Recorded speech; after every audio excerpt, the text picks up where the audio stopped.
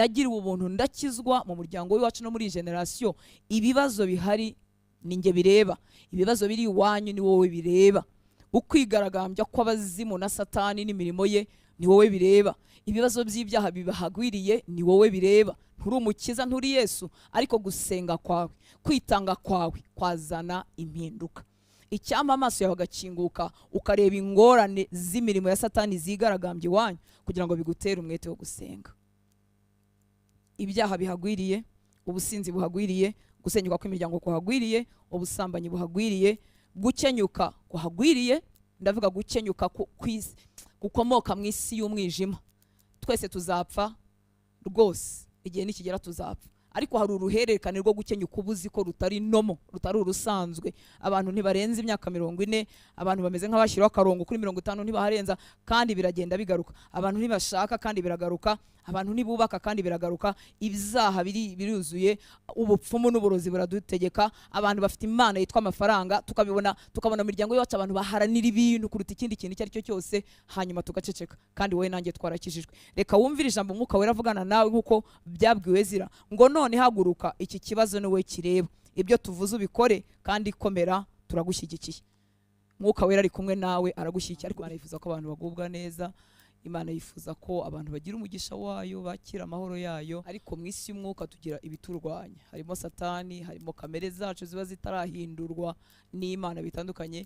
Ibyo byose bikabangamira umugambi w'Imana. Utibwira ko dusenga nk'abikebagura, kuko Imana bigoye ko yakumva none ikazumva umuntu amaze kugera urugero rw'iminsi runaka y'amasengesho. Siko biri. Imana iri mu ruhande rwacu, ntabwo iturwanya, ariko isi y'umwuka nuko yubatse. Tugenda dushyiramo amagambo y'Imana kugira ngo umenye ko utarimo gutakaza umwanya. Urugero, iri jambo riba muri Yakobo igice cya 5 umurongo wa 16 ndetse no 17, abantu benshi barahazi. Ni ukugira ngo wumve ko tutarimo gutakaza umwanya, ndetse tudafite imana y'ingome ijya kumva ari uko abantu bamaze kuruha. Oya, siko bimeze. Oya, Yakobo 5:16 na 17 muri Bibiliya ijambo ry'Imana avuga ngo mujye mubwirana ibyaha byanyu, cyangwa se mujye mwaturirana, cyangwa se mujye musabana imbabazi nimucumura. Mujye mubwirana ibyaha byanyu kandi musabirane kugira ngo mukire indwara. Aho nifuza ni kano gace gakurikiraho, isengesho ry'umuntu w'intungane rigira ububasha kandi Imana irikoresha umurimo wayo. Ni ukuvuga ngo gusenga ni igikoresho Imana ikoresha umurimo wayo. 17 batubwira ngo Eliya yari umuntu umeze nkatwe, yasabye Imana ko imvura itagwa, maze imara imyaka 3 n'amezi 6 itagwa. Hanyuma yongera gusenga, imvura iragwa, imyaka irera. Isengesho ry'umuntu w'intungane ngo rigira ububasha kandi Imana irikoresha umurimo wayo. Ikintu umwanzi adukorera ni ukudushuka ko Imana itatwumva, cyangwa se ko amasengesho yawe ntaho agera, cyangwa se kwiberwa iki ijambo ry'Imana bivuga none ugacogorera gusenga. Ariko ugenda umenya aya magambo, ndetse turi bubone n'abantu bagiye basenga, Imana ikagira ibyo ikora n'ubwitange bw'abantu, byongera kudukangurira kumva ko tutarimo gutakaza umwanya. Isi y'umwuka itandukanye n'isi y'ibifatika, ariko isi y'umwuka inshuro nyinshi igena isi y'ibifatika. Imana itugirire neza. Ntabwo Imana yaduhamagariye kutuvuna, Imana ntiyaduhamagariye kuturushya, ahubwo yaduhaye umugisha wo gufatanya nayo. Ni umugisha. Abari muri Kristo Yesu dufite umugisha wo gufatanya n'Imana, dufite umugisha wo kuba abakorerwamo n'Imana, hanyuma Imana igasohoza imigambi yayo mu isi. Rero ntabwo dusenga kugira ngo tuvunike turuhe dushoberwe, ahubwo ni amahame y'Imana. Hanyuma Imana, kuko isi yahawe abantu, Imana ikorana n'abantu kugira ngo ibyo Imana ishaka bikoreke mu isi. Iyo bitabaye ibyo, ubwami bwa Sekibi buraganza, abamukorera ibyo bashaka akaba ari byo biba. Ariko iyo uhagurutse ngahaguruka gusenga, twebwe bitiriwe izina ry'Imana, impinduka ziraba. Hanyuma ntabwo icyifuzo cy'Imana ari ukuduteza amakuba, ariko ibyaha bigira ingaruka, hanyuma ayo makuba akaba. Nkuko tubibona mu isezerano rya kera, inshuro nyinshi iyo bateraga Imana umugongo baratsindwaga, bananirwaga kweza, ibyorezo byarabateraga, abanzi babo babarushaga amaboko. Bimeze gute?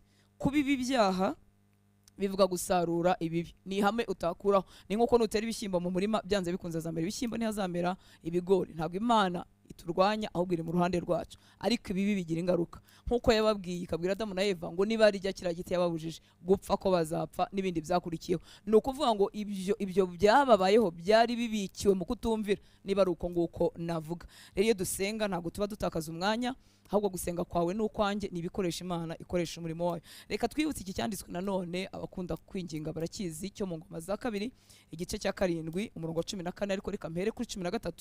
Haravuga ngo nimbuza imvura kugwa cyangwa ngategeka inzige ngo ziyogoze igihugu, cyangwa ngateza ubwoko bwanjye icyorezo cy'indwara. Mbibutse ngo ibingibi byabaga byavuye hehe? Ko bateye Imana umugongo, ibyorezo bikaza, ingorane zikaza. Ngo maze abantu banjye bitiriwe izina ryanjye bakicisha bugufi bakansenga bakangarukira bakareka ibyaha byabo, nzabumva ndi mu ijuru, nzabumva maze mbabarire ibicumuro byabo, kandi ngarure ituze mu gihugu cyabo. Ni Bibiliya ijambo ry'Imana. Uku gusenga ko bitiriwe izina ry'Imana ni ugusenga gutangira mu guhindukirira Imana, mu kutaba mu byo bazize, niba ariko navuga. Ni ukuvuga ngo ibyaha gutera Imana umugongo byabazaniye ayo makuba, hanyuma abantu bitiriwe izina ry'Imana bitandukanya n'ibyo byaha, binginga Imana, hanyuma Imana ibakiriza igihugu. Ngo maze abantu banjye, uyu munsi twabita bizera, ngo maze abantu banjye bitiriwe izina ryanjye bakicisha bugufi. Ntushobora kwihana uticishije bugufi. Bakicisha bugufi. Kwihana wicishije bugufi bitera kutaburana, kutabwira Imana ngo ariko nuko nyine byari bimeze, nanjye nuko nagombaga kwirwanaho. Ariko iyo umuntu yicishije bugufi nibwo abasha kwihana neza, yemera icyaha cye, yemera ko yigometse ku ijambo ry'Imana, akemera ko yigometse agakora ibinyuranye n'iby'Imana, nibwo abasha kwihana. Ni ukuvuga ngo kwihana guhera mu guca bugufi. Imana itugire neza. Maze abantu banjye bitiriwe izina ryanjye bakicisha bugufi bakansenga bakangarukira. Kwihana ni ukugaruka, ni ukuva niba najyaga iburyo ndendukiye ngiye ibumoso, bakangarukira bakareka ibyaha byabo, nzabumva ndi mu ijuru, nzabumva maze mbabarire ibicumuro byabo, kandi ngarure ituze mu gihugu cyabo. Imana itugire neza. Ntabwo rero iyo dusenga nshuti y'Imana, ntabwo urimo gutakaza umwanya, urimo urakorana n'Imana imirimo. Iki bitwereka kandi uburyo umwanzi abirwanya cyane, nuko hari icyo bikora. Hari icyo bikora yanga, kimubuza amahoro, akakubuza gusenga. Nacyagiye wibwira ngo ndumva isengesho ryanjye ritarenga parafo, nabwo ujye usenga. Nacyagiye wibwira ngo ko nibyo wibwira bitandukanye na realite y'umwuka, cyagiye wibwira ngo ndumva Imana itumva gusenga kwanjye, uzajya usenga, kuko Imana ihora yumva gusenga kwawe. Gusenga kwacu kitubwira ko twumvikanye, si uko Imana ibikoreye mu gihe mbishakiramo ikabikora nk'uko nashakaga, kuko gusenga kwanjye kumwe ndetse gusa nk'ugutinda gusubizwa gutera Imana ko imbona, ni nkaho nizanye ku gicaniro, Imana igakora umurimo w'igitangaza muri ngewe, ntazakorerwa n'ikintu icyo ari cyo cyose. Kwegera Imana rero kumvaniramo umurimo w'ibanze Imana ibikeneye wa transformation ikorwa muri nge, impinduka zikorwa muri nge, zigakomeza zigakorwa muri nge, kugira ngo mpinduke umuntu umeze nk'uko Imana ishaka, hanyuma mpinduke umuntu none Satani atazabasha. Aho rero niho henshi hatugora, tukajya twibwira ngo Imana ntiyatwumvise, Imana se yaraturetse. Nyamara Imana yari irimo kunyubaka ndushaho gusa na Kristo, ikindi yarimo kunyubakira gutuma Satani atazambasha. Imana ishimwe cyane. Reka dusome ubuzima cyangwa se mu gitabo cya Ezira igice cya 9. Kuki turimo kuvuga aya magambo? Twari twatangiye kuvuga ngo gushishikarira gusobanukirwa inyigisho, nisa nkaho nayihinduyeho gatoya kugira ngo tube muri no minsi nyine yo gusenga. Kubera iki? Tumenye ko Imana ikenera iteka umuntu izakorana nayo, hakwifuriza ko uba uwo muntu Imana yakorana nayo kugira ngo hagire ibintu bihinduka. Niyo mpamvu turimo kureba abantu bahagaze mu cyuho, abantu bitanze bagahagarara, kandi Imana koko igakora. Ni igitangaza ku buryo Imana ishobora gukorana n'umuntu umwe, umuntu umwe wenyine impinduka y'igihugu ikaboneka, umuntu umwe wenyine impinduka mu muryango ikaboneka. Reka dusome, turasoma igice cyose cya Ezira 9, hanyuma turasoma ku 10, duhere kuri 1 tugeze ku 17. Ndakoresha nanone Bibiliya ijambo ry'Imana. Ngo ibyo birangiye, bamwe mu bayobozi b'Abayahudi baransanga, maze barambwira bati, rubanda rw'Abisiraheli kimwe n'abatambyi n'Abalevi ntibitandukanyije n'abanyamahanga twasanze muri iki gihugu, ahubwo biganye ibibi biteye ishozi byakorwaga n'Abanyakanani n'Abaheti n'Abaperizi n'Abayebuzi n'Abamoni n'Abamowabu n'Abanyamisiri n'Abamori. Ndifuza ko wumva itandukaniro. Bavuze ngo rubanda rwose, bakongera bakavuga ngo ndetse n'Abalevi n'abatambyi. uyu munsi abangaba twabagereranya n'abari muri Kristo Yesu. Nuvuga ngo Imana yari integerejeho, yari gutegerejeho uri muri Kristo Yesu. Itandukaniro kuri wowe na bene wanyu badakijijwe, itandukaniro kuri twebwe na bene wacu abanyarwanda twari bakizwe. Niyo mpamvu bitangaje Imana kubona n'abarevi n'abatambyi nabo bivanga mu byaha bakabaye bativangamo. Imana itugirire ubuntu. Ngo bashatse kandi abageni b'abanyamahanga, ngo ndetse babashakira n'abahungu babo, bituma ubwoko Imana yatoranyijwe bwivanga n'abanyamahanga. Abatware n'abanyacyubahiro nibo bafashe iya mbere mu gukora icyo gicumuro. Ibyo nabyo bifite icyo bivuze, kuko Imana iguhaye ubuyobozi runaka ibigutegerejeho kuzazana impinduka nziza mu bo uyoboye. Ariko igitangaje ahangaha mu gutera Imana umugongo, abarevi babyivanzemo, abatambyi babyivangamo, n'ab'Imana yahaye ubuntu bwo kuyobora abandi, ab'Imana yimitse. Ngo nuko numvise ibyo nshishi muri kanzu yanjye n'umwitero wanjye, uyu neza iruvuga, ngo nipfura umusatsi n'ubwanwa, maze nicara mfite agahinda kenshi cyane. Abyumvise nk'uko twavuze ejo kuri Nehemiya, ntiyakomeje kumera nk'uko yari asanzwe, byamuteye agahinda. Ngo nkomeza kwicara aho mfite agahinda kugeza ku isaha yo gutura igitambo cya nimugoroba. Nuko abakurikiza amabwiriza y'Imana ya Isiraheli kandi bashegeshwe n'igicumuro cy'abavuye aho bari bajyanyweho iminyago, bateranira aho narindi. Abandi bahuje agahinda, abandi bahujwe kubabazwa no Isiraheli yateye Imana umugongo, abandi bahujwe no kubona ubwoko bw'Imana bwivanga n'ibyaha by'amoko Imana yari yarababujije kuvanga nayo. Abo bandi bose baraza bifatanya na Ezira. Ngo isaha yo gutura igitambo cya nimugoroba igeze ku murongo wa 5, ngo mpaguruka aho nari nicaye nigunze, ubwo nari nyambaye ya kanzu na wa mwitero nari nashishimuye. Nuko ndapfukama, uko niko bicishaga bugufi, murabyibuka, bakambara bagashishimura imyambaro cyangwa bakambara ibigundira bakarambarara hasi bakiriza ubusa. Nuko babigenzaga. Ngo nuko ndapfukama ntega amaboko nyerekeje kuhoraho Imana yanjye, maze nsenga ngira nti ayi Mana yanjye, ndamwaye ndetse nkozwa n'isoni ku buryo ntabasha kubura amaso ngo nkurebe. Ibyaha byacu bikabije kuba byinshi, ibicumuro byacu byararundanyijwe bigera ku ijuru. Umva kwihana k'ukuri. Ibi si byo Ezira arimo yivugisha, arimo aranihira ubwoko bwe, arimo arasaba Imana imbabazi. Ntiyakerensheje, ntiyabifashe nkaho ntacyo bivuze, ahubwo ubwoko bwe kubona butera Imana yabagiriye imbabazi umugongo. Imana yabasigaje ari abarokotse, kuko bari nk'abacitse ku icumu ry'ibyababayeho mu bunyage, ariko agahinda k'ibyo abona no kuba bene wabo batarakuye isomo mu byababayeho bimuteye aya marira no kugutaka. Ngo uhere mu gihe cya basogokuruza kugeza n'uyu munsi twagucumuyeho cyane. Ibyaha byacu twe n'abami bacu n'abatambyi bacu nibyo byatumye tugabizwa abami bandi mahanga, baratwica batujyanaho iminyago, batwambura ibyo dutunze, badukoza isoni nk'uko bimeze n'uyu munsi. Ariko noneho Uhoraho Mana yacu, mu kanya kanzinya watugiriye imbabazi, maze udusiga turi itsinda ry'abasigaye. Aba ni abacitse ku icumu ry'ibyago. Ngo tugaruka gutura aha hantu witoranyirije. Murabyumva ko bari baragarutse. Ngo bityo rero Mana yacu, uratugarukira uduha agahenge tukiri mu buja.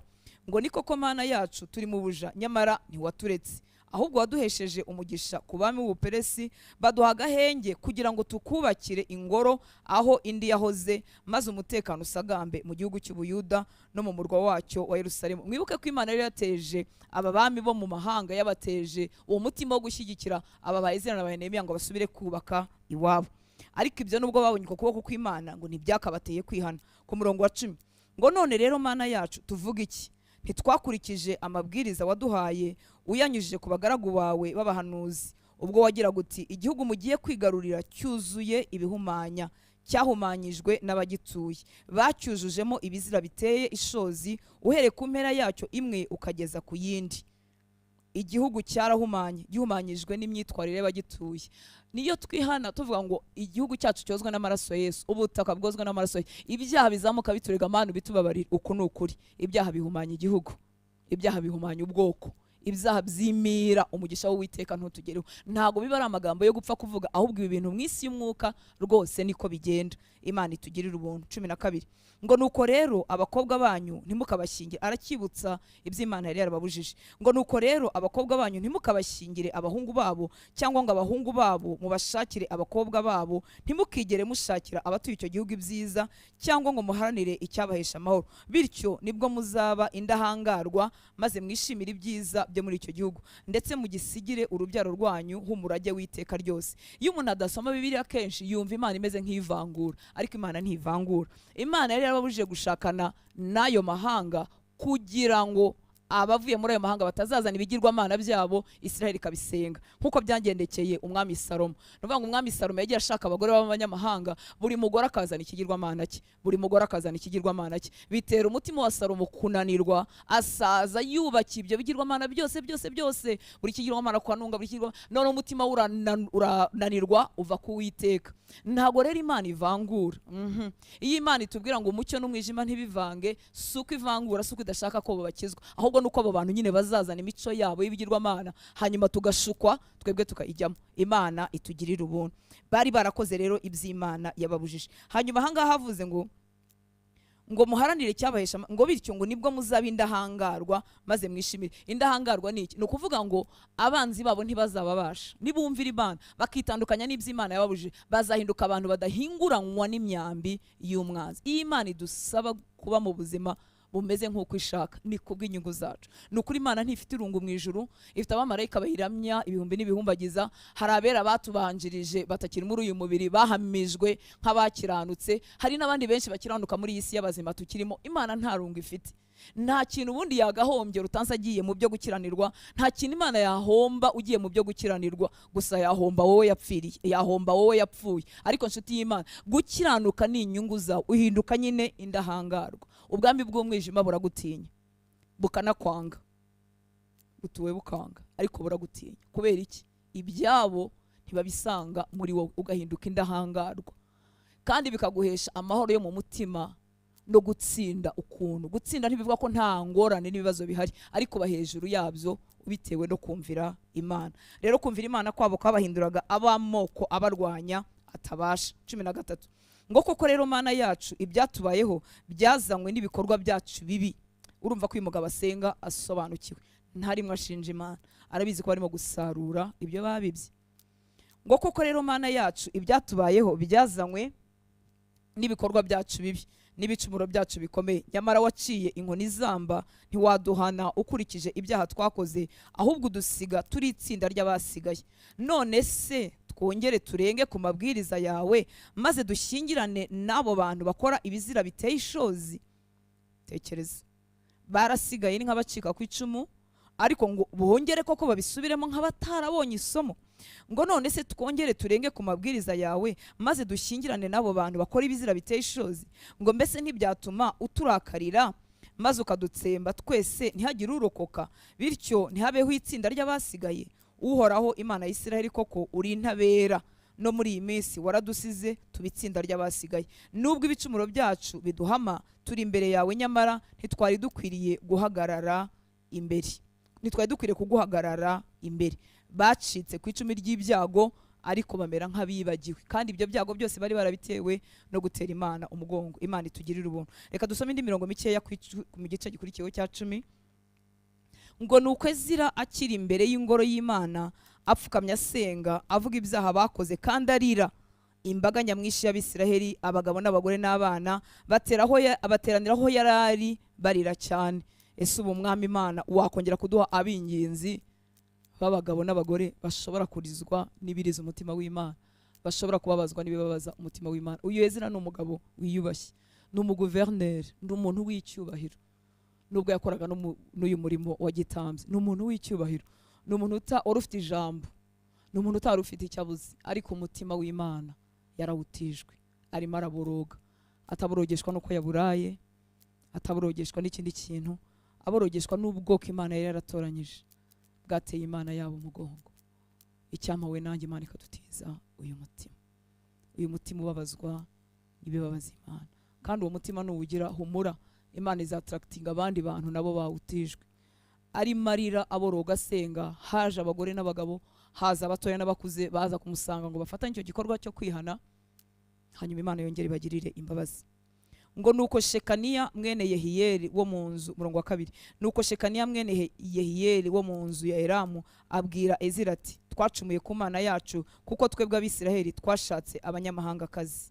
Icyaha ntibarimo kukikuraho, barimo baracyemera. Twebwe Abisiraheli twashatse abanyamahangakazi, twasanze muri iki gihugu. Ariko nubwo bimeze bityo turacyafite icyizere. Ubu ni muze tugirane amasezerano n'Imana yacu, maze dusezerere abo bagore bose hamwe n'abana babo, bityo twumvire inama wowe n'abakurikiza amabwiriza y'Imana yacu mwatugiriye. Ibyo tuzabikora dukurikije amategeko yayo.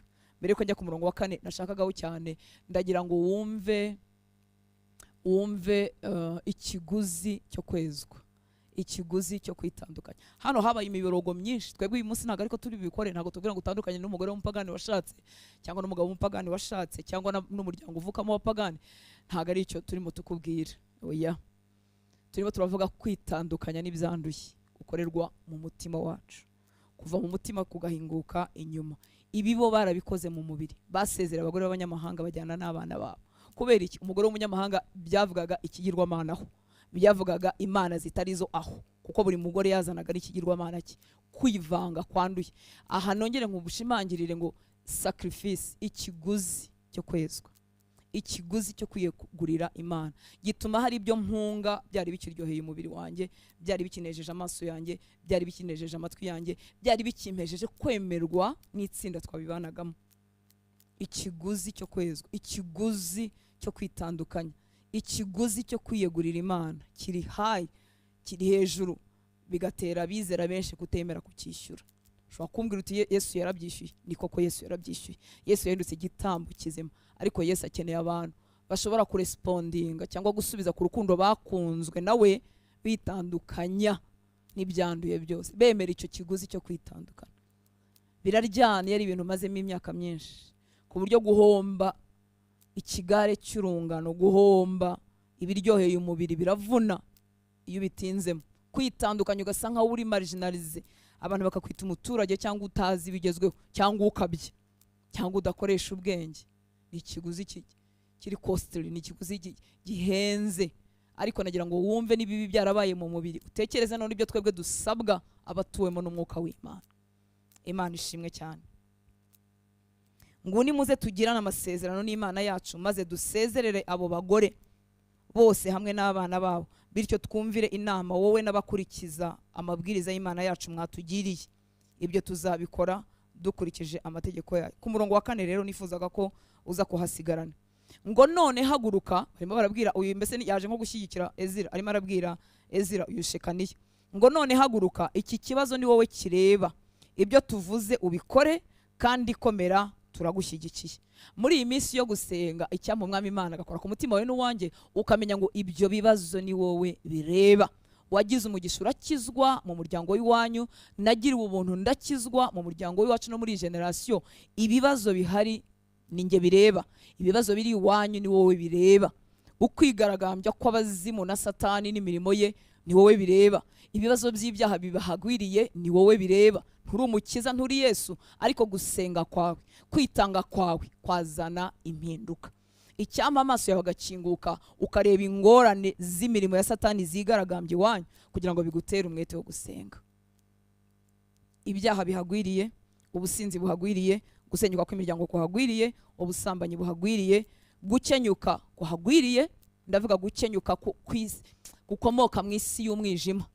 Twese tuzapfa rwose, igihe nikigera tuzapfa, ariko hari uruhererekane rwo gukenyuka ubuzi ko rutari nomo, rutari urusanzwe. Abantu ntibarenza imyaka 40, abantu bameze nk'abashyiraho akarongo kuri 50 ntibaharenza, kandi biragenda bigaruka. Abantu ntibashaka kandi biragaruka, abantu ntibubaka kandi biragaruka. Ibyaha biruzuye, ubupfumu n'uburozi buradutegeka. Abantu bafite imana yitwa amafaranga, tukabona mu miryango yacu abantu baharanira ibintu kuruta ikindi kintu icyo ari cyo cyose, hanyuma tugaceceka. Kandi wowe nanjye twarakijijwe. Reka wumvire ijambo Umwuka Wera avugana nawe nkuko byabwiwe Ezira. Ngo none haguruka, iki kibazo ni wowe kireba, ibyo tuvuze ubikore kandi komera, turagushyigikiye. Mwuka Wera ari kumwe nawe aragushyigikira, ariko iki kibazo ni wowe kireba. Abari barakijijwe kuko bafite imbaraga zibatsikamiye, tubabona badusubirana inyuma bo mu miryango y'iwacu, tukabona baducogorana. Abari baravuye mu businzi, abari baravuye mu nzoga, tukabona badusubirana inyuma, koko tugakomeza tugaceceka. Icyo kibazo ni wowe kireba, kandi Umwuka Wera ari kumwe nawe kugira ngo agushyigikire. Wibuke ko gusenga k'umukiranutsi kugira umumaro mwinshi yasenganye umwete, kandi kuko gusenga ari igikoresho Imana ikoresha umurimo wayo. Abo benshi batwajwe igitugu na Satani, ni wowe Imana yifuza guhagurutsa kugira ngo ubasengere nabo babuhoke, ubwenge bwabo butwikururwe, ubuzima bwabo butwikururwe. gusenga no kwiyegurira Imana ntabwo ari umukino. Umwanzi arabirwanya kandi azabirwanya yivuye inyuma. Aba abashije gutsikamira rero azabatsikamira, kandi ntabwo aba batsikamiye ngo arekeraho, aba yototera nawe usa nk'uhagaze yifuza kukugeraho. Ukumve igicaniro cy'amasengesho cyarazimye muri wowe, ugashaka kwigobotora ngo usenge ukumva biranze, ugashaka kwiyiriza warahoze ubibasha ukumva bimeze nk'umuntu wishwe n'inzara umwaka wose, ugashaka kweguka ngo usenge ukamera nk'umuntu bateretseho tone. Nshuti z'Imana, ntabwo ari umunaniro usanzwe, ntabwo ari inzara isanzwe. Umwanzi abikoreramo. Umwanzi aradutsikamira kugira ngo tudasenga, kuko azi ko gusenga kwacu Imana igukoresha umurimo wayo. None haguruka, iki kibazo ni wowe kireba. Ikibazo cyabawe, ikibazo cy'ubuzima bwawe budatera intambwe mu mwami ni wowe bireba. Wikwakira ibintu nk'umuntu utazi isi y'umwuka kwibaho. Indwara zigaragambye zive kuri umwe zijye ku wundi, ukomeze wumva ari ibisanzwe. Wibuke ko Satani yafashe igice kimwe, abashaka kwiyongeza n'ikindi. Nta muwagira nta n'imbabazi ngo avuge ngo bano bantu narabazengereje, reka buriya muhe agahenge. Yazanywe no kwica, kwiba no kurimbura. Niwo murimo afite kugeza igihe azaboherwa. Imana itugirira ubuntu. Ngo nuko Ezira arahaguruka arahiza abakuru b'abatambyi n'ab'Abalevi n'ab'Abisiraheli bose ko bazakurikiza iyo nama, nuko barahira ko bazayikurikiza. Ezira ava aho yari ari imbere y'ingoro y'Imana ajya kwa Yehohanani mwene Eliyashibu. Agezeyo yanga kugira icyo arya n'icyanywa, kubera ko yari yashegeshwe n'igicumuro cy'abatahutse bavuye aho bari barajyanyweho iminyago. Ananirwa kurya kubw'umubabaro. No kuvuga ngo yari azi ko babonye isomo batagivanze n'abanyamahanga, ariko bamuzanira amakuru ko bakomeje kumara n'abagore b'abanyamahanga, ko bitabaye muri rubanda gusa, ko n'abatambye n'Abalevi babitinyutse. Cyaraziraga. Umubabaro uramwica, umubuza kurya, umutera umutwaro. Icyampa ntuhumirize amaso kandi ubona ibintu bicika iruhande rwawe. Icyampa ntufata abawe batarakizwa nk'abanyangeso mbi gusa, ahubwo ukabafata nk'ubugingo burimo burimbuka. Numenya ko ari ubugingo burimbuka, wa mugore we uzareka gusigana n'umugabo wawe, wa mugabo we uzareka gusigana n'umugore n'abana. Uzamenya ko ari ubugingo burimo burimbuka, kandi ko Satani abatwaje igitugu. Uhaguruka ubakunde, uhaguruka usenge. Uzasenga bumva, uzasenga batumva, kandi gusenga kwawe kuzagira umumaro. Ibi bintu ni ibyawe, haguruka ubikore.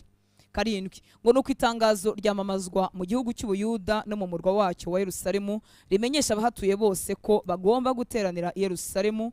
Ryavugaga kandi ko umuntu wese uzaba ataragera i Yerusalemu nyuma y'iminsi 3 ritanzwe hakurikijwe icyemezo cy'abatware n'abakuru b'amazu, azanyagwa umutungo we kandi acibwe mu muryango w'abatahutse. Nyuma y'iminsi 3, ni ukuvuga ku itariki ya 20 y'ukwezi kwa 9, abagabo bose bo mu muryango wa Yuda nabo mu Benyamini baraza bateranira i Yerusalemu ku kibuga cy'ingoro y'Imana. Kubera impamvu z'iryo teraniro no kubera imvura yagwaga, abantu bahindaga umushyitsi.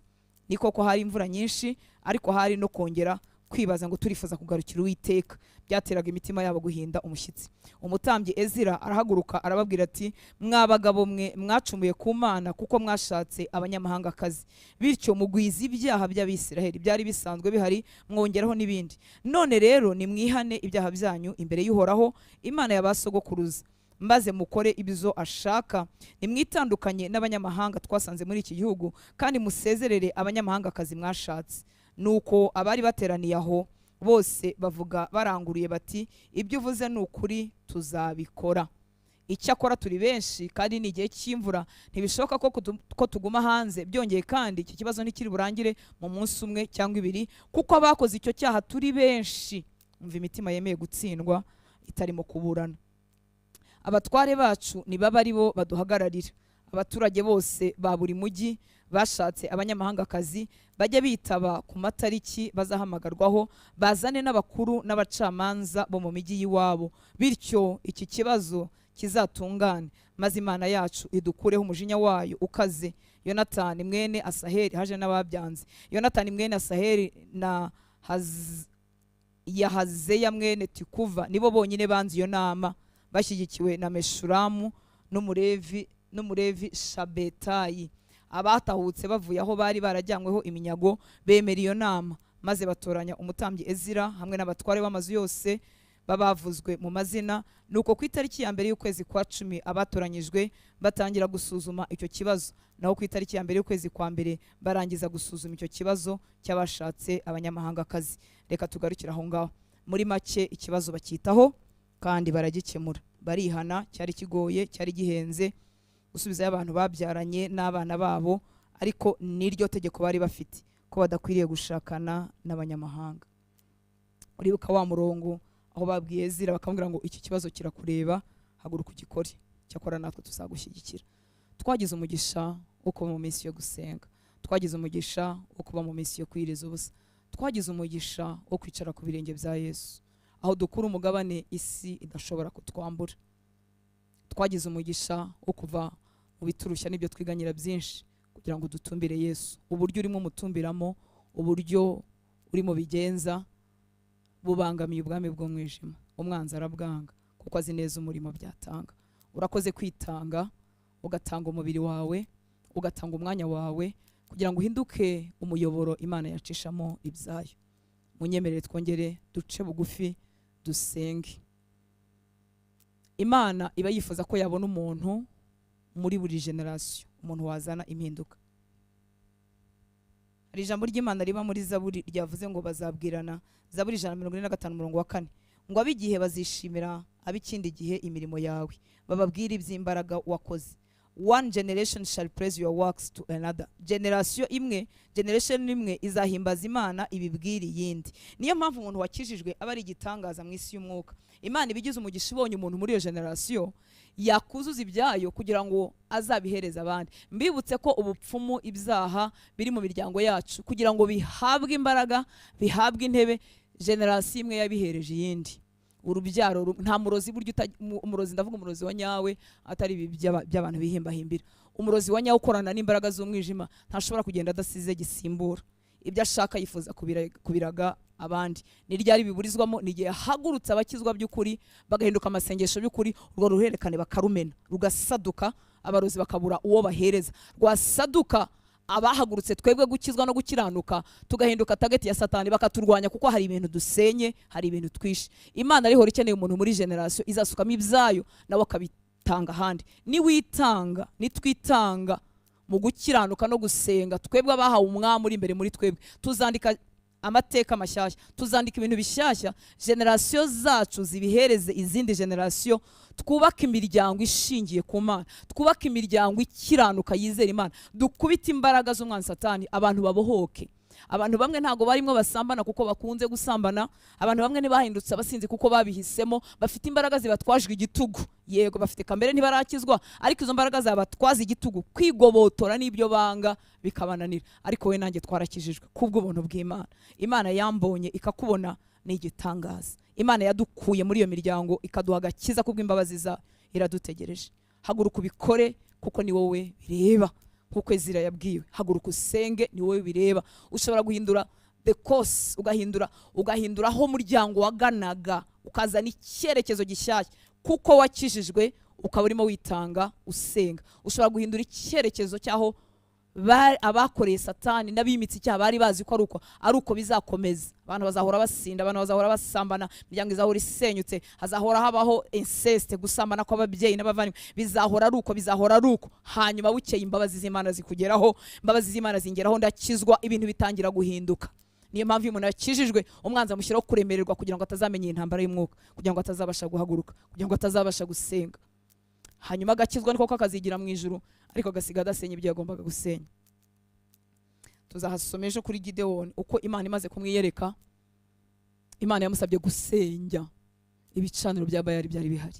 Gukizwa ni cyiza, nugitangaza uzajya mu ijuru. Warakijijwe, ufite Yesu, ufite ubugingo buhoraho, ariko mureke twubakane n'Imana ibyo tugomba gusiga twubatse. Ntitugomba kugenda twenyine, ntitugomba gukizwa twenyine, tugomba kuzana impinduka mu miryango yacu, tugomba kuzana impinduka muri generation twavutsemo. Ugomba kwemera kwishyura ikiguzi kubw'imbabazi z'Imana, ikiguzi cyo kwezwa kirahenze, nkuko babasabye gutandukana n'abagore b'abanyamahanga.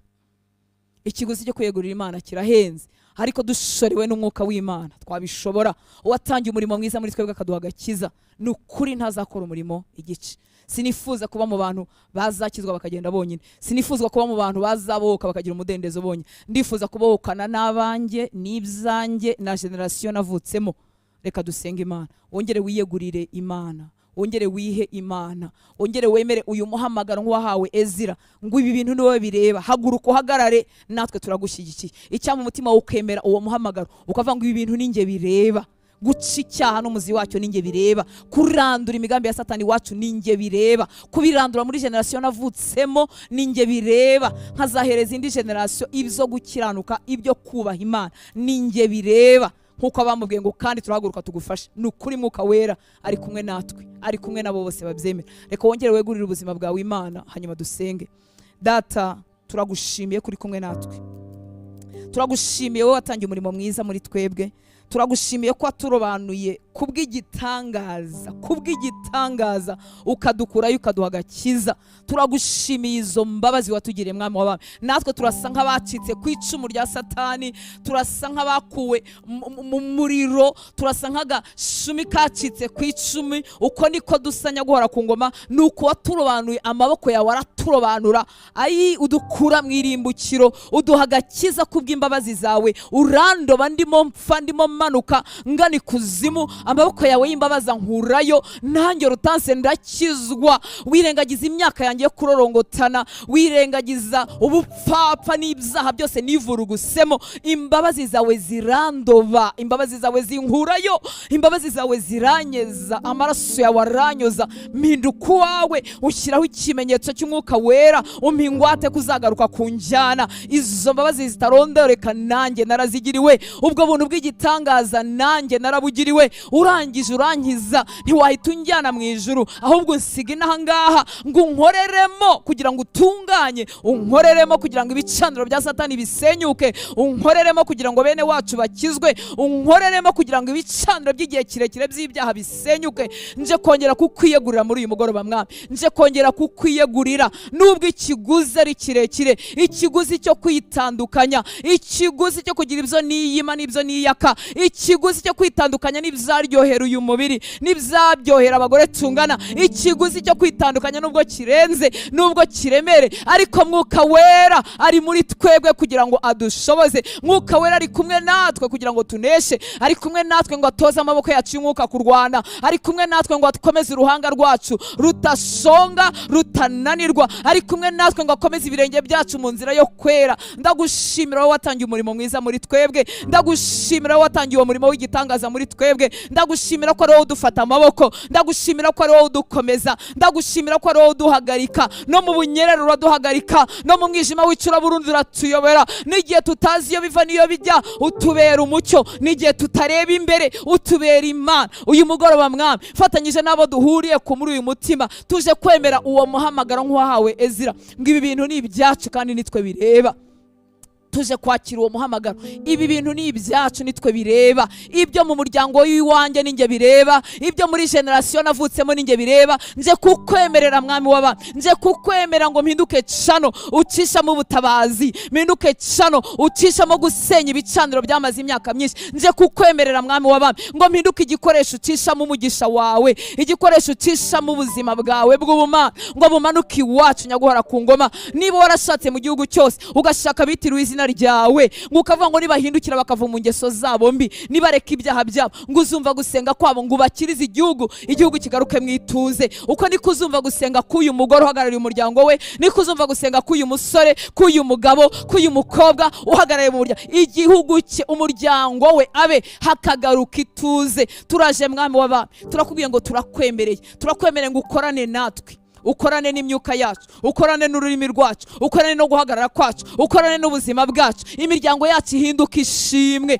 imiryango yacu yuzurwemo n'ituze. Turakwemereye Uwiteka Mana Nyiringabo, turakubera ibikoresho wakoresha, turakubera abahungu n'abakobwa watuma, turakubera abahungu n'abakobwa wahagarara ku bitugu byabo ugakiza imiryango, turakubera abahungu n'abakobwa wahagarara ku bitugu byabo ugatanga itegeko ibyo yubatse igihe kirekire bigasenyuka. Turakubera abahungu n'abakobwa wagenderaho, tukakubera amaguru, tukakubera amaboko, tukakubera amaso, tukakubera ibiganza, ugaca muri twebwe ubwami bwa sekibi bugasenyuka, maze ubwami bwawe bukaganza. Abagore n'abagabo babaye imbata, babaye ingwate za satani bakavayo bakaba bazima. Turakwemereye Uwiteka Mana Nyiringabo, turakwemereye Uwiteka Mana Nyiringabo. Ndagushimira wowe wahuje umubiri n'amaraso nanjye, ndagushimira wowe wangize uwawe, ndagushimira ko Yesu uri imbere muri njyewe, ndagushimira ko ukorera muri njyewe, ndagushimira ubwo butware, ndagushimira ubwo bushobozi bw'izina ryawe wantije ukarimpa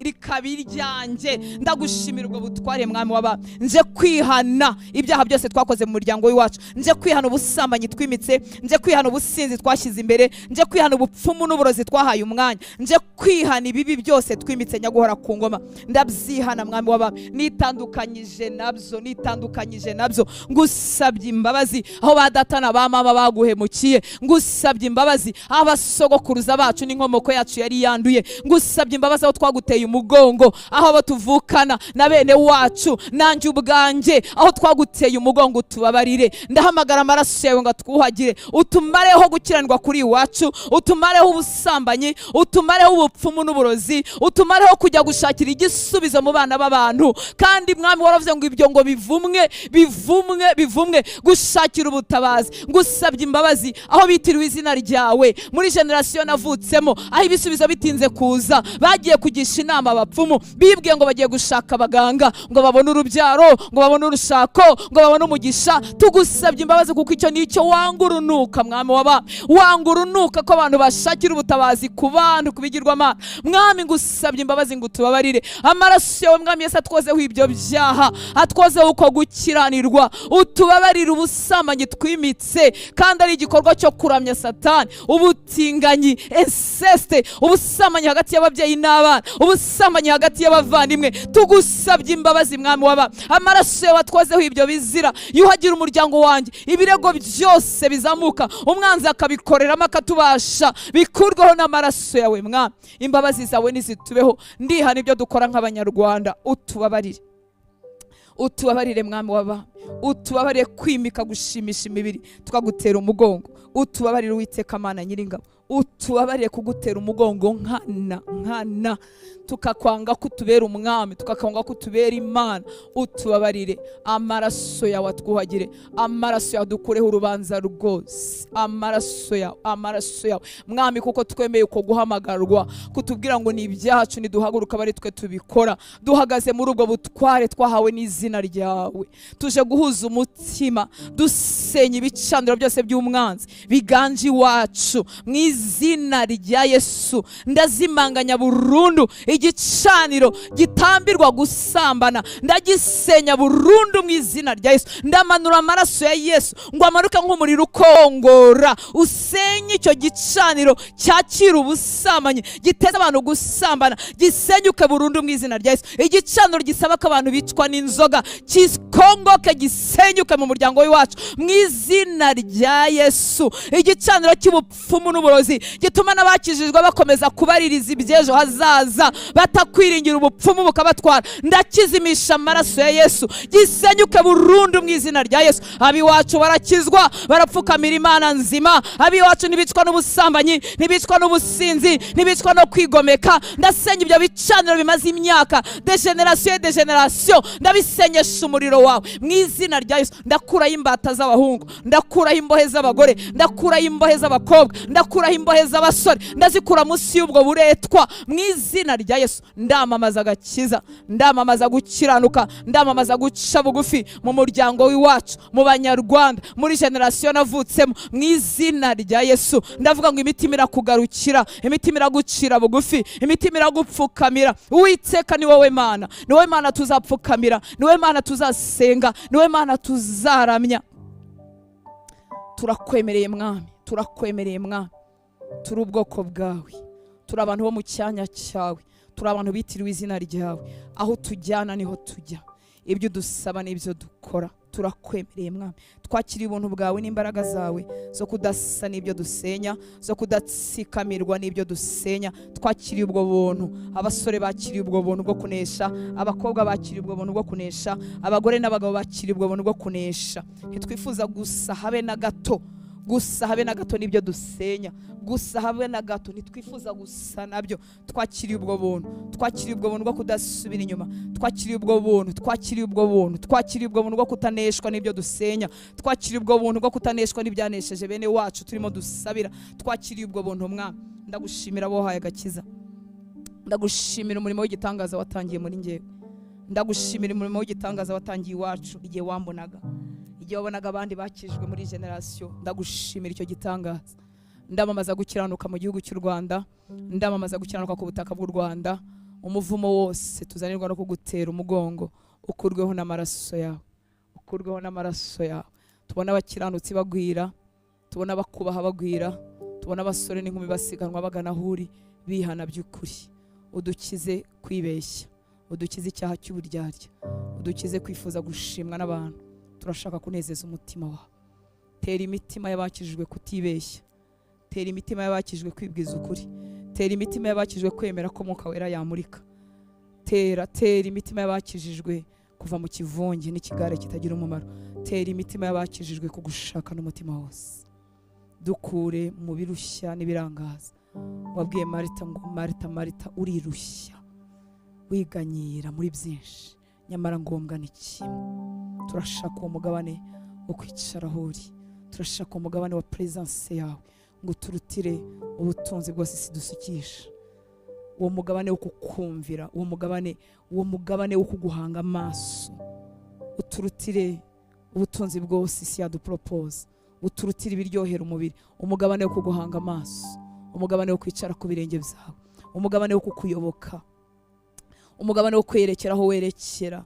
Abari ubu wanjye, abari wuba uyu muhungu n'uyu mukobwa, kubana nawe bindutira ubutunzi bwose isi ishobora kumva, kukumvira bindutira ubutunzi bwose isi ishobora kumva, kukumvira Mwami, kuba uwawe Mwami, kuba uwawe bindutire torture yose Satani yakora mu buzima bwanjye, kuba uwawe bindutire ibiryohereye isi yampa, kuba uwawe bindutire imibabaro yose umwanzi yanteza, kuba uwawe Mwami, kuba uwawe kwerekera aho werekeza.